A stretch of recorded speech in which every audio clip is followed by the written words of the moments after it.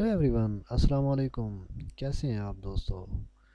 मैं victory computer के platform से मिठू खान आपको पाइथन प्रोग्रामिंग के लेक्चर नंबर 2 में खुश आमदीद कहता हूँ, वेलकम कहता हूँ।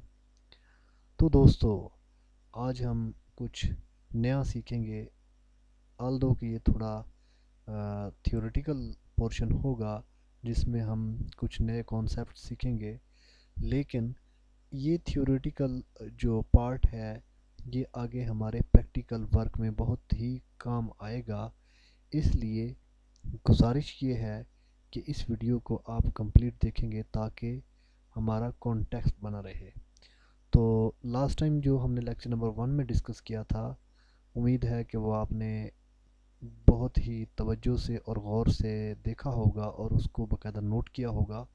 इंशाअल्लाह हम इस लेक्चर में फर्दर प्रोसीड करेंगे। तो बेसिकली हम पाइथन प्रोग्रामिंग में सीखेंगे क्या। ये हमारा पाइथन प्रोग्रामिंग का जो सीरीज़ है उसका ये पहला मॉड्यूल है। इसमें हम बुनियादी सिंटैक्स सीखेंगे कि पाइथन प्रोग्रामिंग का जो बेसिक सिंटैक्स है वो है क्या। ये पाइथन प्रोग्रामिंग को किस तरीके से हम लिखते हैं, उसको लिखने का तरीक़ेकार क्या है। अब पाइथन प्रोग्रामिंग के वेरिएबल्स, उसकी डेटा टाइप्स, उनके ऊपर ऑपरेटर्स कौन कौन से काम करते हैं, कंट्रोल फ्लो स्टेटमेंट्स यानी इफ़ एल्स वाइल यानी लूप वगैरह वो हम डिस्कस करेंगे। फंक्शंस कौन कौन से इस्तेमाल करते हैं और उनके पैरामीटर्स। पाइथन में एक नया कॉन्सेप्ट मौजूद है लिस्ट का, टुपल्स और डिक्शनरीज। इनको हम मज़ीद डिस्कस करेंगे। पाइथन में फ़ाइल्स कैसे बनाते हैं और उनको कैसे हैंडल किया जाता है, उनके ऊपर राइटिंग और फर्दर जो है ना हम जो चीज़ें करते हैं। तो इसके अलावा हम मज़ीद देखेंगे कि पाइथन प्रोग्रामिंग में एक्सेप्शन कैसे हैंडल किया जाता है। मसलन कोई एक नंबर है n, उसको ज़ीरो से डिवाइड कर दिया तो ये एक एरर मैसेज दे। इसको हम, ये मैं आपको सिंपल एक्सेप्शन की मिसाल दे रहा हूँ। तो ये कैसे जो है इसको हम वो मैनेज कर सकते हैं, इसको हम किस तरीके से पाइथन प्रोग्रामिंग में हैंडल कर सकते। एक ऐसा सिनेरियो जो किसी प्रोग्रामिंग लैंग्वेज में पहले से डिफ़ाइन ना हो, उसको हम किस तरीके से हैंडल कर सकते हैं। एक बहुत ही बेहतरीन और ख़ूबसूरत कॉन्सेप्ट है ऑब्जेक्ट ओरिएंटेड प्रोग्रामिंग का, ऊप का। तो ये सी प्लस प्लस या सी शार्प में बड़े इजीली यूज़ होता है, बड़ा लार्ज व्यू में। तो ये हमारा कॉन्सेप्ट जो है पाइथन भी इसको सपोर्ट करता है। रेगुलर एक्सप्रेशंस कैसे हम इसको यूज़ करेंगे, मॉड्यूल्स और पैकेजेस। पाइथन में कौन कौन से मॉड्यूल जिनको हम इंपोर्ट कर सकते हैं और कौन कौन से ऐसे पैकेजेस हैं यूज़फुल, जैसा कि मैटप्लॉटलिब है या उसके जो फंक्शंस हैं उनको हम इस्तेमाल करते हैं।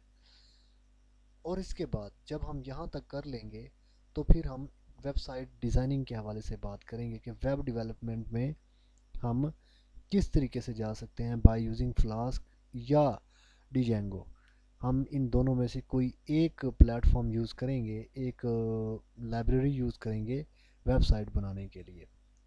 इसके अलावा हम बेसिक मशीन लर्निंग के कॉन्सेप्ट सीखेंगे और उसके अलावा जो लाइब्रेरीज़ हैं डेटा साइंस के लिए यानी नमपाई, साईपाई एंड साइकिट लर्न, इनको हम एक्सप्लोर करेंगे। ये इसमें हम बेसिक डेटा साइंस के वो कॉन्सेप्ट सीखेंगे कि इन लाइब्रेरीज़ को हम किस तरीके से यूज़ कर सकते हैं।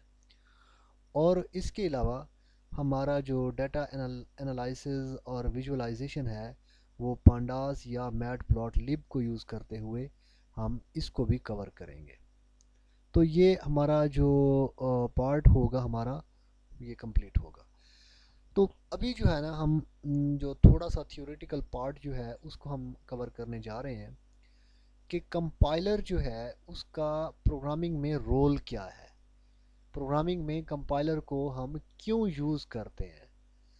तो इसका जो बेसिक जो कॉन्सेप्ट है वो यूँ है कि कंप्यूटर की जो ज़ुबान है वो मशीन लैंग्वेज है।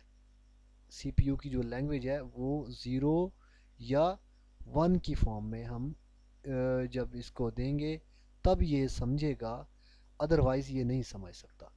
यानी कंप्यूटर यानी सीपीयू जो मशीन है उसकी जो लैंग्वेज है वो ज़ीरो वन होगी। लेकिन इंसान जो है टेक्स्ट लाइक जो लैंग्वेज है, सिंबल्स हैं, इसको हम क्या कहते हैं, हाई लेवल लैंग्वेज कहते हैं। तो इस चीज़ को समझ सकता है, यानी इंग्लिश लाइक जो लैंग्वेज है ये उसको इंसान प्रोसेस करता है, उसको समझता है, इसको हम इसलिए हाई लेवल लैंग्वेज कहते हैं। ये जब हम इंग्लिश लाइक टेक्स्ट देंगे तो कंपाइलर क्या करता है, कंपाइलर या इंटरप्रेटर उसको बिट की स्ट्रीम में ट्रांसलेट करता है। ये इसके इधर ट्रांसलेट हो जाएगा, सीपीयू को ये मशीन कोड जो मिलेगा, सीपीयू इसको चलाएगा, इसको एग्जीक्यूट करेगा। एग्जीक्यूट करने के बाद ये उसकी output in the form of bit stream हमें प्रोवाइड करेगा आउटपुट पे। तो फिर अगेन कंपाइलर क्या करेगा, इसको दोबारा से प्रोसेस यानी कंप्यूटेड जो ट्रांसलेटेड इंफॉर्मेशन हो गई from series of bits into English like text and symbols, तो वो जिसको हम ह्यूमन जो है बड़ी आसानी से क्या कर सकता है जी, बड़ी आसानी से समझ सकता है। इसलिए क्या करते हैं हम, इसको कन्वर्ट करते हैं बाय यूजिंग कंपाइलर और इंटरप्रेटर। अब कंपाइलर जो है वो सीरीज ऑफ बिट्स की शक्ल में ट्रांसलेट करने के बाद मशीन से प्रोसेस करवाने के बाद ये सारा मशीन लैंग्वेज या मशीन एरिया है, ये सारा अपना कंपाइलर या इंटरप्रेटर का जो एरिया है। और इसके बाद जो है हम इनपुट डिवाइसेस के ज़रिए और आउटपुट डिवाइसेस के ज़रिए जो है ना हम अपनी जो प्रोसेस शुदा इंफॉर्मेशन होगी उसको हासिल कर सकते हैं। फिर इसके अलावा जो हम बेसिक कॉन्सेप्ट देख रहे हैं वो कुछ यूं ही है कि हमारे पास वेरिएबल्स जो हैं उनका जो बुनियादी कॉन्सेप्ट है वो क्या है। असल में रैम के अंदर यानी रैंडम एक्सेस मेमोरी, रैम, ये ये कंप्यूटर की मेमोरी में होता ये है कि एक वेरिएबल यानी मेमोरी लोकेशन होती है, उस वेरिएबल का एक नाम होता है, नेम, और उसकी एक वैल्यू होती है। फ़र्ज़ करें एक वेरिएबल का नाम n है और उसकी अंदर वैल्यू v पड़ी हुई है। ये बिल्कुल वैसे ही है कि फ़र्ज़ करें मैंने यहाँ पे एक स्क्रीन पे एक नंबर लिखा 40, आपके दिमाग में ये वैल्यू स्टोर हो गई, ये आपके दिमाग में एक मेमोरी लोकेशन लेगा और वहाँ पे ये वैल्यू स्टोर करेगा। मैं फ़र्ज़ करता हूँ इसका नाम रख देता हूँ फर्स्ट नंबर। तो आपके दिमाग में ये जो वैल्यू है फर्स्ट नंबर के नाम से स्टोर हो गई। अब मैं दूसरा नंबर लिखता हूँ, तो ये आपके दिमाग में, मैंने इसको कहा कि जी अपने दिमाग में सेकंड नंबर इसको दे दें, तो ये सेकंड नंबर के नाम से स्टोर हो गया। अब जिस तरीके से आपके दिमाग की मेमोरी में ये सेकंड नंबर और फर्स्ट नंबर स्टोर हो गए, बिल्कुल उसी तरीके से हम कंप्यूटर के रैम में भी एक वेरिएबल का नाम और उसकी वैल्यू स्टोर करवाते हैं। वेरिएबल का जो कॉन्सेप्ट है वो मेमोरी लोकेशन है, एक ऐसी फॉर्म में जिसमें हम आर्जी तौर पर अपने सॉफ्टवेयर का या प्रोग्राम का डेटा स्टोर कर सकते हैं। अब मैंने आपको बता दिया कि जस्ट लाइक दैट, कि जिस तरह हमारे ह्यूमन ब्रेन के अंदर हमने नंबर्स को मार्क किया होता है कि ये जी फर्स्ट नंबर है, this is one, this one is second number, तो इसी तरीके से हम एक मीनिंगफुल मीनिंगफुल नेम देते हैं जो हमारे प्रोग्रामिंग के उस कॉन्टेक्स्ट में दुरुस्त होगा, उसको वेरिएबल का नाम कहते हैं, वेरिएबल नेम कहते हैं। फिर उसके बाद वेरिएबल की डेटा टाइप होती है।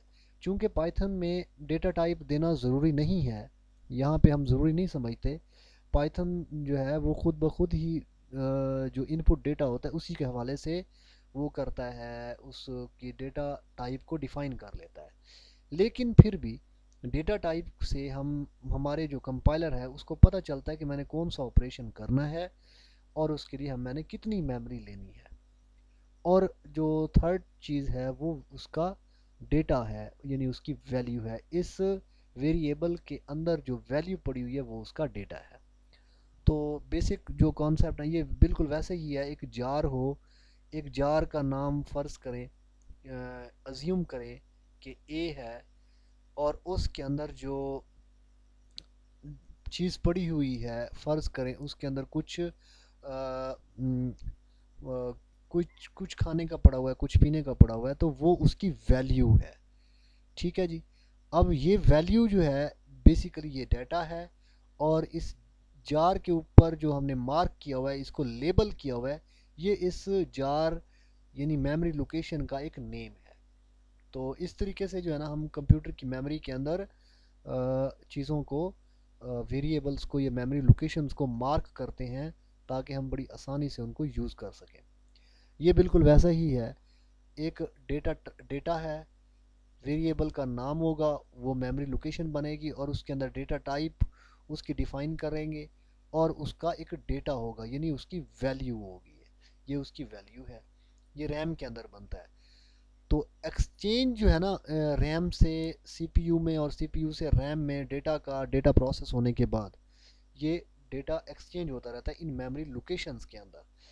हम जो यूज़र्स हैं, ये हम यूज़र्स यहाँ पे बैठते हैं, जब हम कंप्यूटर इस्तेमाल करते हैं तो क्या करते हैं, हम कंपाइलर के थ्रू इसको स्टेटमेंट्स देते हैं या इंस्ट्रक्शंस देते हैं, तो वो आगे जाके मेमोरी लोकेशन में स्टोर होती हैं। मेमोरी लोकेशन से ये बिट स्ट्रीम में, यानी कि ये हमारा हाई लेवल लैंग्वेज होगा, हाई लेवल लैंग्वेज से ये मशीन लैंग्वेज में तब्दील होगा।